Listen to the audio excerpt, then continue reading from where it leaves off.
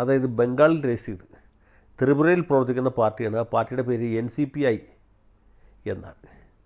നമ്മുടെ ശരത് പവാറിൻ്റെ NCPI ആയിട്ട് ഇതിന് യാതൊരു ബന്ധമില്ല. ഈ പാർട്ടിയുടെ full form nationalist citizens party of India. അത് ദേശീയവാദികളായ ഇന്ത്യക്കാരുടെ പാർട്ടി. എന്തൊരു മനോഹരമായ പേര്. ഈ പാർട്ടിക്ക് ഇന്ന് വരെ ഒരു MLA യോ MP യോ പഞ്ചായത്ത് മെമ്പർ പോലും ഉണ്ടായിട്ടില്ല. ആ പാർട്ടിയുടെ പ്രസിഡൻ്റ് ആരാണ്, സെക്രട്ടറി ആരാണെന്ന് പാർട്ടിക്കാർക്ക് പോലും അറിയില്ല.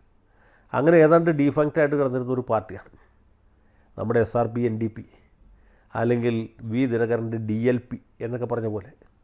ഒരുപാട് കാലമായിട്ട് രജിസ്ട്രേഷനുണ്ട്, പക്ഷേ പ്രവർത്തിക്കുന്നില്ല.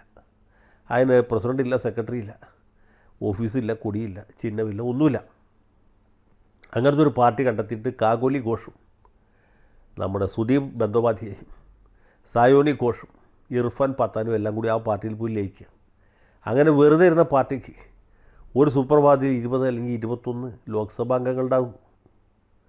ഇനിയിപ്പോൾ ബംഗാൾ നിയമസഭയിലെ വിമതന്മാർ കൂടി ചേരുമ്പോൾ ഈ പാർട്ടിക്ക് ബംഗാൾ നിയമസഭയിലും വലിയ അംഗസംഖ്യ ഉണ്ടാവും. അങ്ങനെ മഹാകവി വള്ളത്തോൾ പറഞ്ഞ പോലെ കൊറ്റിൻ നുഴക്കരി കാണാതിരുന്നവൾ കൊറ്റക്കുട ചൂടും റാണിയായി എന്ന് പറഞ്ഞ അവസ്ഥയിലെത്തി. ഇതാണ് ഒരു പാർട്ടിയുടെ ഭാഗ്യം എന്ന് പറയുന്നത്. വെറുതെ വഴി കിടന്നിരുന്ന ഒരു പാർട്ടി ഈ വിമതന്മാർ കൂടി ഏറ്റെടുക്കുകയാണ്.